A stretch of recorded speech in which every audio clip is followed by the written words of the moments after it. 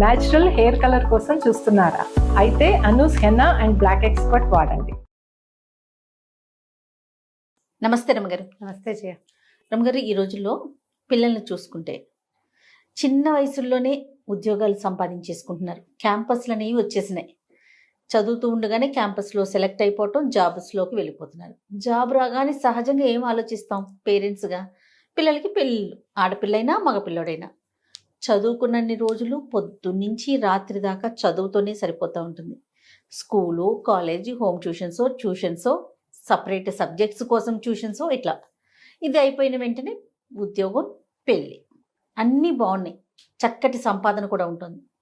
కానీ పని పాటల విషయంలోనే చాలా ఇబ్బందులు పడిపోతున్నారండి. నిజంగా అసలు ఆడపిల్లలకు కానీ మగపిల్లలకు కానీ ఒక్క పని, కనీసం స్టవ్ వెలిగించి ఒక దోశ వేసుకోవటము, అంత అన్నం వండుకోవటం, అంత కూర వండుకోవటం కూడా రాని పరిస్థితుల్లో ఉంటున్నారు. ఇక్కడే మన ఇంటికి దగ్గరలోనే ఉంటే సంతోషం. అదే ఎక్కడైనా వేరే ప్రాంతాలకు వెళ్ళి చదువుకోవాల్సి వచ్చినా, జాబ్ చేయాల్సి వచ్చినా, లేకపోతే పెళ్ళి, ఇప్పుడు నేను అన్నట్టుగా పెళ్లి చేసుకుని వెళ్ళాల్సి వచ్చినా, వాళ్ళిద్దరే ఉన్నారనుకోండి, ప్రత్యక్ష నరకం కదా రమ్మగారు. చాలా. ఏమీ తెలీదు, ఏం చేయాలో తెలీదు. అదే ఓకే, ఎంత యూట్యూబ్ అనుకోవచ్చు, ఇప్పుడు యూట్యూబ్ వచ్చేసింది కదా, అంతా చూసి చేసేసుకోవచ్చు అని. ప్రాక్టికల్గా మనం ఇంట్లో చేసుకునేది యూట్యూబ్ చూసి ఒకేసారి ఇలా చూసి అలా చేసేదానికి చాలా డిఫరెన్స్ ఉండదు?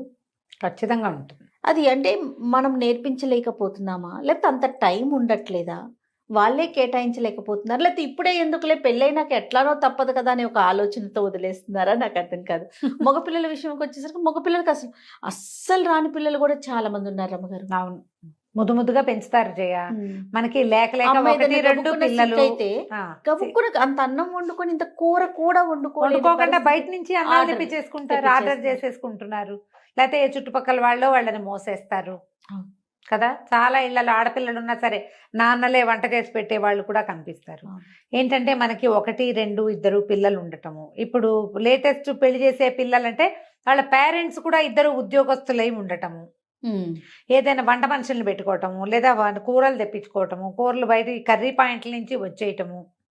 ఇప్పుడు వంట ఒకటే కాదు జయ, రోజువారీ వ్యవహారం పొద్దున్నుంచి సాయంత్రం దాకా, రాత్రి పడుకునేదాకా మనకి అవసరమైన అన్ని విషయాలు ఎవరైనా ఎక్కడి నుంచైనా ఏదైనా ఏర్పాట్లు జరిగిపోతూ ఉంటే మనకి వాటి మీద డిపెండ్ అయిపోయి ఉంటాం. మనం ఇండిపెండెంట్గా అవ్వం.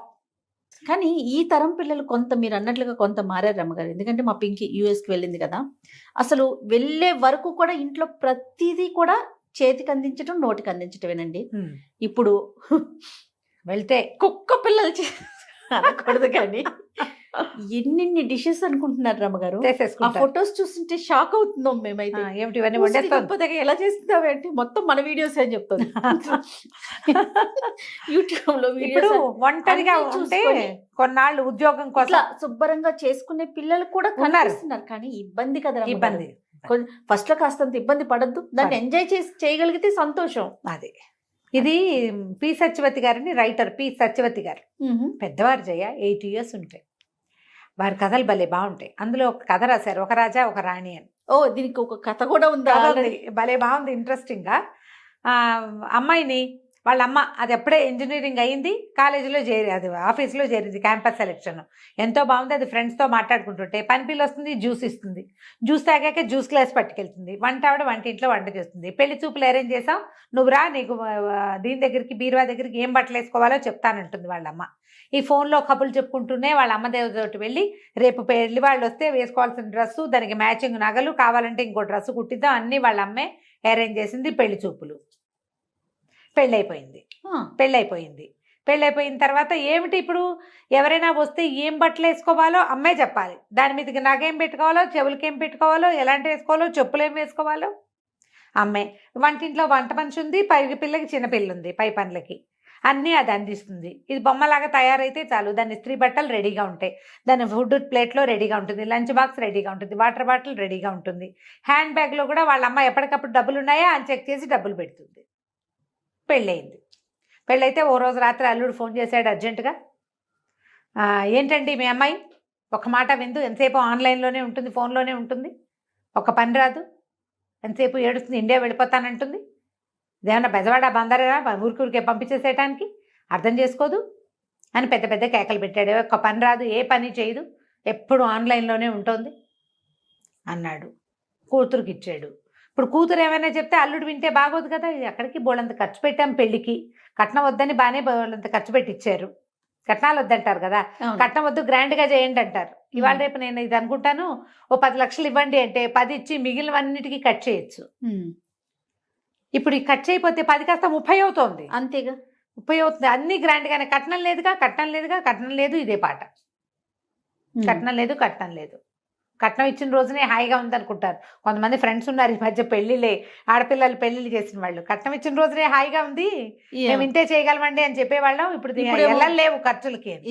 ఈ కూతురుతోటి మాట్లాడి కూతుర్ని, ఏమే ఎందుకమ్మా కాస్త పని చేయొచ్చు కదే, ఆ పాత్ర నేర్చుకుంటే. ఏం నేర్చుకోనమ్మా,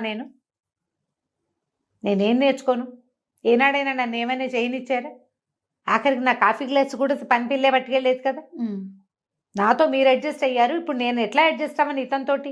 ఎంతసేపు నన్ను పని మనిషిని అనుకుంటాడు, వాళ్ళ అమ్మలాగా చేయట్లేదంటాడు, కౌంటర్ శుభ్రంగా లేదంటాడు, బాత్రూములు కడగమంటాడు.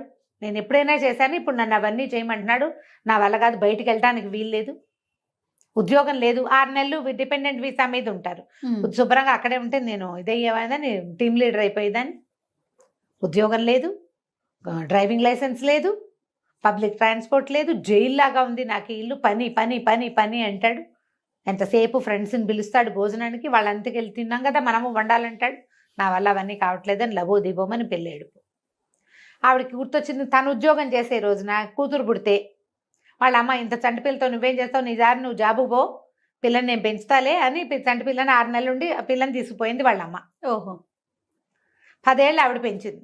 తర్వాత 13 ఏళ్ళు ఈవిడ దగ్గర ఉంది. అమ్మకు ఫోన్ చేసి, నువ్వే చేసావు, దానికి ఒక్క పని రాదు అని పోటాడు. వాళ్ళమ్మని, అవునే నాకు ఉద్యోగం సద్యోగం లేదు, చదువుకోలేదు, నువ్వు చదువుకున్నావు, ఉద్యోగం చేస్తున్నావు, నిన్ను ఉద్యోగం చేసుకొని ఇవ్వాలని నీ వెసులుబాటు కోసం నీ పిల్లని నేను పెంచాను. 10 ఏళ్ళు చిన్నపిల్ల నా దగ్గర ఉన్నప్పుడు నీ దగ్గరకు వచ్చాక పెద్దదైంది. నువ్వు అలాగే మెయింటైన్ చేసావు. ఇంట్లో వంట మనిషి ఉంది, పై పనులకి పని పిల్ల ఉంది, కొన్ని మిగిలిన పై పనులన్నీ నువ్వు సర్దావు. పిల్లకి నచ్చ చెప్పుకోమంటే ఈవిడ పోయి వియ్యపురాలకి ఫోన్ చేసింది. వియ్యపురాలతో మాట్లాడితే, వియ్యపురాలు, ఏరా ఏమిట్రా, కాస్త ఆలోచించు, కొంచెం హెల్ప్ చేయండి. ఏం హెల్ప్ చేయాలమ్మా, ఇవన్నీ చేయలేకే కదా నేను పెళ్లి చేసుకుందంటాడు కొడుకు. అనేసరికల్, మరి పని చేయాలంటే నువ్వు చదువుకున్న పిల్లని ఎందుకు కావాలనుకున్నావురా అంటే, ఏమో నాకేం తెలుసు, అన్నీ మంచివి, కాలేజీ ఇంటర్మీడియట్ కాలేజీ మంచిది మీరే సెలెక్ట్ చేశారు, డిగ్రీ ఇంజనీరింగ్ కాలేజీ మంచిది, ఇదే మంచిది అన్నారు, 4 క్యాంపస్లు వస్తే ఇదే మంచిదని ఓ క్యాంపస్కి పంపారు, 6 డజన్ కాలేజీల్లో సీట్ వస్తే ఈ కాలేజీయే మంచిదన్నారు, ఈ సంబంధం మంచిదని నువ్వు చెప్పావు, నేను చేసుకున్నా అంతే. నాకు కావాల్సినవన్నీ మీరు అవన్నీ సరిగ్గా చేసినప్పుడు ఇది కూడా సరిగ్గా చేసి ఉండాలిగా మీరు అనేసాడు. ఈ పిల్ల ఏడ్చుకుంటూ ఫ్రెండ్కి ఎవరికో ఫోన్ చేసింది. నేనేం చేయను, నాకు అర్థం కావట్లేదు, ఇది ఒక జైల్లాగా ఉంది, ఎంతసేపు పని అంటాడు, హెల్ప్ చేయమంటే ఇవన్నీ చేయకుండా ఉండడానికే నేను పెళ్లి చేసుకున్నానని చెప్తున్నాడు సిగ్గు లేకుండా. పెళ్లి చేసుకుంటే పెళ్ళాన్ని చేసేస్తుందని మొన్న కీర్తి చెప్తోంది కదా, వాళ్ళ చుట్టాల అబ్బాయి ఇండియన్ అమ్మాయిని పెళ్లి చేసుకుంటా, వాళ్ళైతే అన్ని పిలవగానే అన్ని చేసి పెడతారు. అమెరికన్ అమ్మాయిని చేసుకుంటే అదేం పని చేయదు, ఇండియా నుంచి తెచ్చుకుంటాను. ఇండియా నుంచి ఆడవాళ్ళు ఏంటంటే, మా అమ్మ చేసినట్టే ఎందుకు చేయమంటాడు, మా అమ్మ వర్కింగ్, ఆవిడన్నీ చేసేది, నువ్వెందుకు చేయమని అడుగుతారు. అవునవును. ఇక్కడ కౌన్సిలింగ్ దొరుకుతాయి, థెరపీలు దొరుకుతాయి, వాటికి వెళ్ళండి, మీ ఇద్దరు కూర్చుని మాట్లాడుకుని కొంచెం సార్ట్ అవుట్ చేసుకోండి అని ఫ్రెండ్ సలహా చెప్పింది. మన ఇళ్లలో ఇలాగే ఉంటుంది. ఈ పిల్ల చెప్పింది, మా అమ్మ ఎక్కడైనా బిజీగా ఉన్నా, మా వంట ఆవిడ రాపోయినా, నేను మా నాన్న హాయిగా బయటకు వెళ్ళి తినేసి సినిమాలకు వెళ్ళి ఎంజాయ్ చేసేవాళ్ళం, వంట మనిషి రాకపోతే బయటకు తినచ్చని ఒక ఆసరా ఉండేది. ఇప్పుడు ఇక్కడ ఏంటి, అన్ని మనుషులు నేనే, అంతేగా, వంట మనిషి, పని మనిషి, ఇంకో మనిషి, క్లీనింగ్ మనిషి. కొంతకాలం గడిచింది, వీళ్ళు ఎలాగో అడ్జస్ట్ అయ్యారు. వీళ్ళకు పిల్ల పుట్టింది. వసుంధర్ గారు కూతురు దగ్గరికి తల్లి వచ్చి పురుడు పోసింది, పిల్లని నేను తీసుకెళ్తాను అని చెప్పింది. చెప్పేసరికి ఇంకో యువరాణిని తయారు చేయండి అన్నాడు అల్లుడు.